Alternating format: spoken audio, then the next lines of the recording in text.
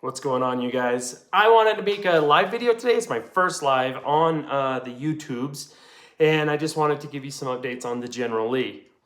So, as you know, I have a 1969 Dodge Charger, and I am slowly putting it together. When I got the car, it was on a rotisserie, and it had sat on that rotisserie since, about 2000, 2001, something like that. Anyways, so I went ahead and got the car, got it off the rotisserie, got it sitting on its suspension. It was rotisserie sandblasted and everything, so everything was sandblasted. There was no quarters on it. The doors were hung. There was no front clip. No trunk. Well, the trunk floor was kind of in. They did a terrible job at putting the trunk pan in the car, but we have gotten to a point now where we've got the car painted. We've got the brand new AMD quarter panels on it. The trunk is all installed. All the floors are done. Obviously, we've got the car painted. You can see it behind me. Got a lot of big plans for the car. I have a lot of Mopar guys who ask me questions about it as to, let me see if I can get more of the car in the picture here. There we go. Got a lot of Mopar guys that are asking me a lot of questions. Why did you do a General Lee? Well, we do a car show. We do a big charity car show. And hey, there he is, Dave. But anyways, we do a car show, and it's a charity car show, and we work with the VFW and the American Legion, and we try to raise money for those organizations because they're wonderful organizations. We do it right on Main Street in my hometown here, and I wanted advertising. So when I bought this Charger, it was just, it's not an RT, it's not an SE, it wasn't anything real special. I mean, it was a 383 car, console, all that kind of stuff. 8 3/4 rear end. It's an open diff, so it's not the Sure Grip, but it was the perfect candidate to make a General Lee out of. Now, had it been an RT or something like that, I would have considered taking it back to what it was originally on the fender tag, because I do have the fender tag, I do have the build sheet. The car was originally silver with a vinyl top, and I found out why. A lot of times the factory would put vinyl tops on cars simply because there might have been a defect in the top. And there was, and I didn't catch it. On the passenger side, you can see just kind of a little tiny bit of a wave. And other than that, you know, it wasn't too bad. The roof wasn't too bad. But we made the General Lee for advertising for the car show. And what better kind of advertising do you get than the Dukes of Hazzard? I can't say the car will stay this way forever because it probably won't. It's already been hard enough having 2 little kids plus all the neighbor kids and everything coming over, trying to keep the paint nice. And so, but we didn't just make an advertising car. I went the full way with it. I did the car justice in every way I possibly could. This is designed to be a first season General Lee. All the bells and whistles. I got all of the tan interior. You can see the headliner is hung right now because when it was in the box, it was just had creases. It was folded up. We've got it hung right now, just kind of trying to tighten it every now and again and heat it and try to get it flat. I got the front seats covered. I got the back seat covered. I got the carpet. It's all tan interior. The car is the Corvette Flame Red. They call it Flame Orange now, but it's the Corvette Flame Red, which was the original color they used when they built the cars in Georgia. I even went ahead and got the correct decals. The colors on the roof are darker on the flag and on the General Lees, then that's the way they were in the show in the first season. It's got the little flags in the back window and the O1s. Now see, when I got the kit, the O1s weren't correct. I even knew the measurements of the original O1s from the first season because they did change. The car changed dramatically when it went to California. And I actually had to order an additional set of 01s for the car in order to have the correct look. I even got the small push bar. The smaller push bar looks nicer on the car. The other one goes clear out to the headlights and kind of looks wonky on the front of the car. Anyways, so where we are with the car right now is I just did all the sound deadening carpet. I did the sound deadening in the doors. I did it in the quarter panels. I did it in the roof. And I believe the company that we used the sound deadening stuff from was Killmat. Very inexpensive and very good stuff. You could tell just by tapping on the sheet metal how much of a difference that it made. So we went ahead and we did the Killmat on the entire floor, all the way up under the back seat, the entire roof, both doors, both quarter panels, and I still have a bunch left. And I only bought 2 boxes. And I think the boxes were only like $40 or $60 a piece or something on Amazon. It was really cheap and it's fairly thick. I did use my heat gun and heated it slightly. in order to get it to stick better. And it was amazing stuff. I mean, it did a good job. And when you close the doors now, it actually sounds nice and insulated. You don't get that metally clang when you shut everything. It's more of a clunk now. We have the 440 in it. So I have a 440 engine that we had built. I had a 426 Hemi. And when I bought the car, the guy told me, he says, well, I got an engine that goes with it. I said, okay. And he's like, do you want it? And I said, yeah. And he says, well, okay, it's this, and this is where you can go pick it up because it's at a machine shop. And I'm thinking, dang. And then I had to drive all the way to Provo to get it. And the guy was in Salt Lake. But then he said, it's a 426 Hemi.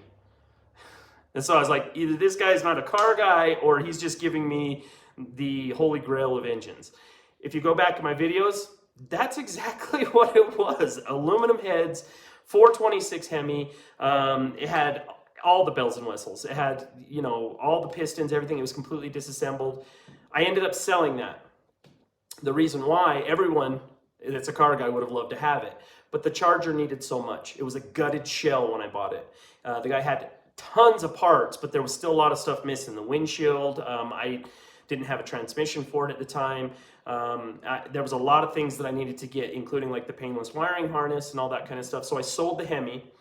It was a partial sell and trade, and so I got a 440 and 727 trans plus some cash money, which went back to the General Lee project. And it's been an expensive one considering it was just a rotisserie sandblasted shell that I had purchased, you know, so it needed a lot. It needed everything pretty much still. And so that accelerated the project quite a bit. And we rebuilt the 440, all new bearings, rings, freaking gaskets, like all the stuff.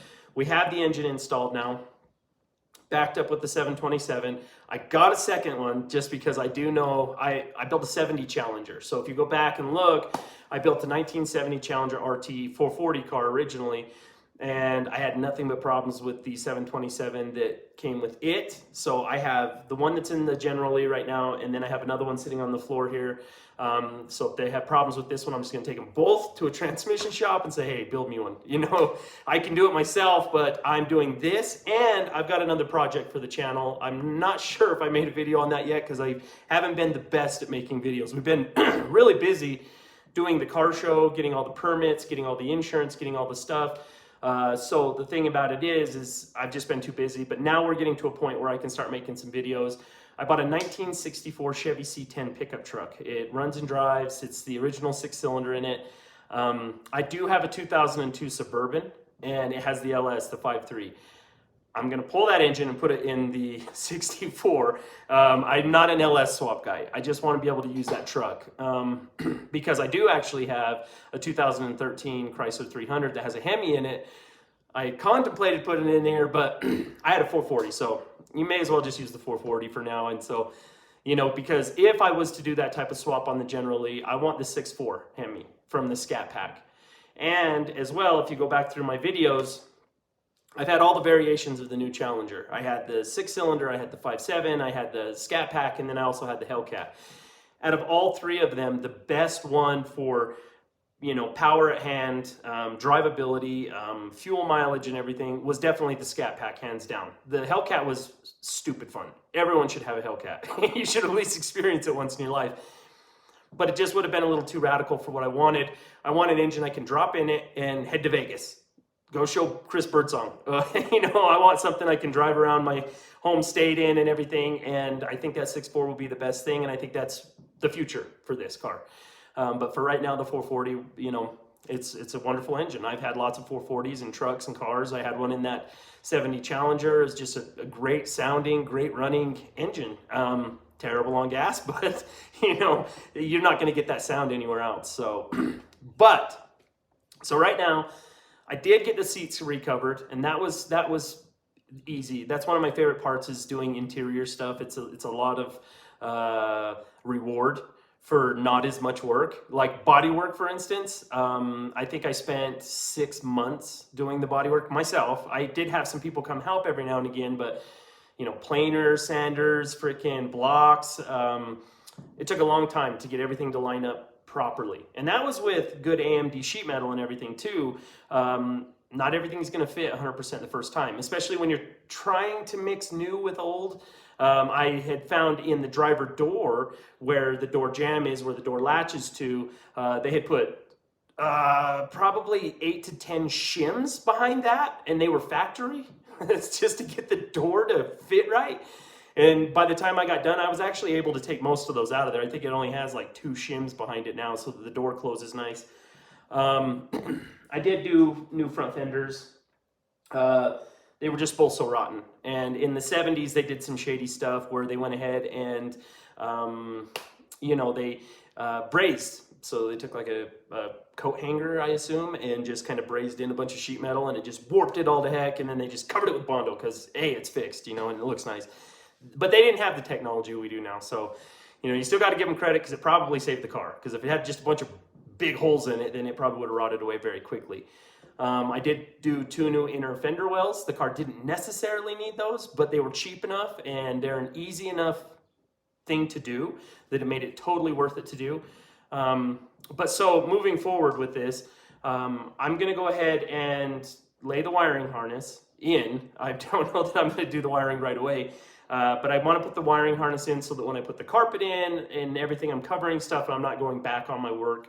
I've got to get the carpet in, I've got to get the seats in, and I ordered a new gas tank and straps and then the mounts. Because see, when you're buying all new sheet metal, a lot of this stuff don't come with it. So I had to get the gas tank strap mounts. They're like a C-channel that fits on the back of your trunk pan that the bolt hangs from for your hangers, that has your hangers for your straps to hold your gas tank up.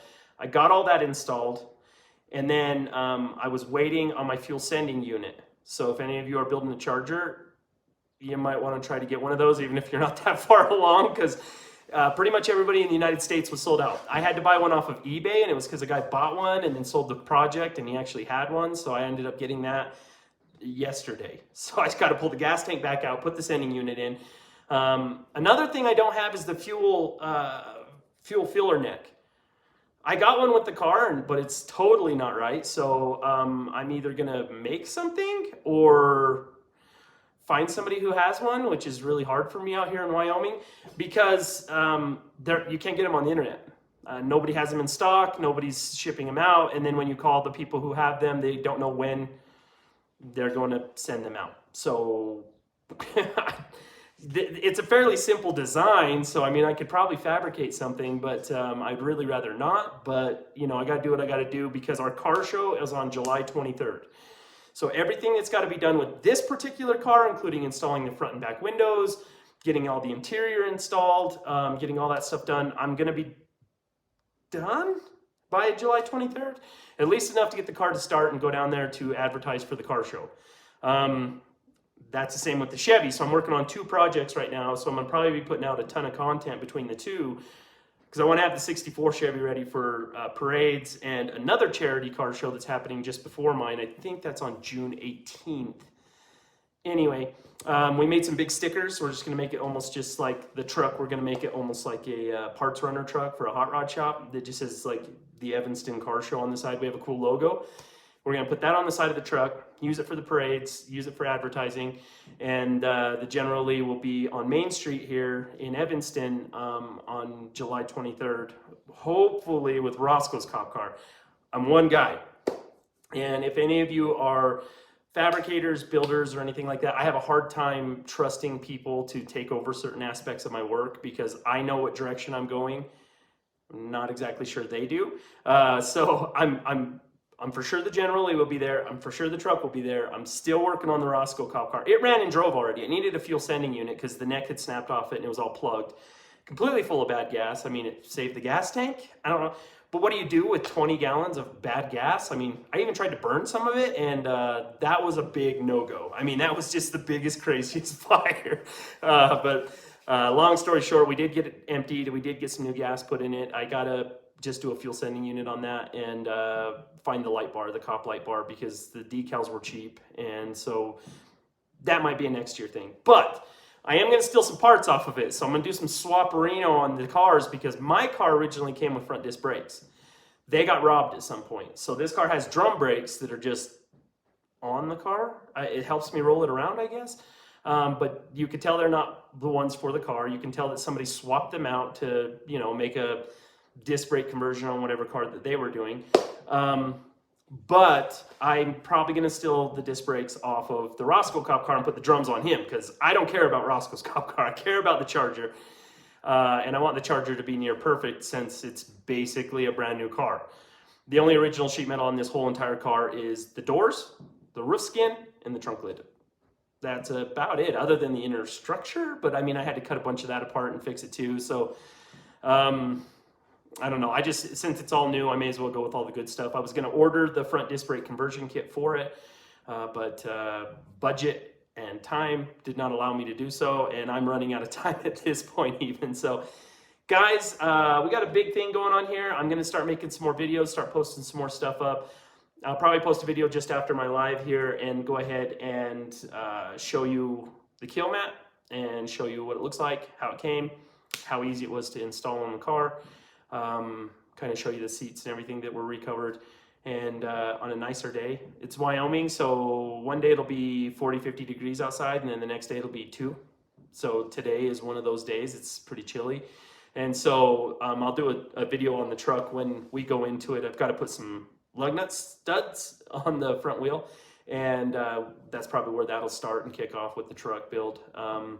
But I actually have a little bit of time now. We're through all of the craziness and city council meetings and all the phone calls and trying to get sponsors and all that kind of stuff for the car show. So I'll have a little extra time to be able to get with you guys and show you more about what we're doing here. I haven't been the best at showing you all the stuff with the General Lee, but it's a ton of work. It's just a ton of work. My friend Dave, Rust Bucket Restoration, he's wonderful at showing you guys every little detail. I am not a multitasker, and it's really hard when I'm trying to fabricate and improvise something to be able to film, because there are long periods of bad words and walking away before I come back and actually go, oh, okay, this is easy, I can fix this, you know. And so, I mean, I would have to cut so many videos in to try to get it to work. Plus, you know, obviously, you know, like with your jobs and stuff like that, plus everything else, it makes it a little difficult because I only come in here for a few hours a day and just kind of dink with the car. It is kind of coming together fast. Most projects don't come together this fast, but it's because I did know where we were headed and when it had to be done. So over the summer, I invested a ton of time on this car. I really didn't have any time with my family. I didn't have any time. So I really didn't have a lot of time to pick up a camera and say, hey, look, this is what we're doing. But guys, thank you for watching. I'm going to put some more videos up. We're going to post some more. We've got the 64 Chevy truck coming to the channel. It's going to have a lot of cool stuff. And I don't know when I'm doing this LS swap. I've got to educate myself on that because I've never done that before. I know there's a lot of computers and exhaust manifolds and oil pans and things like that you can buy in kits, and it just kind of goes together. But stay tuned. I will be back with more stuff just as time allows me. So thanks, guys.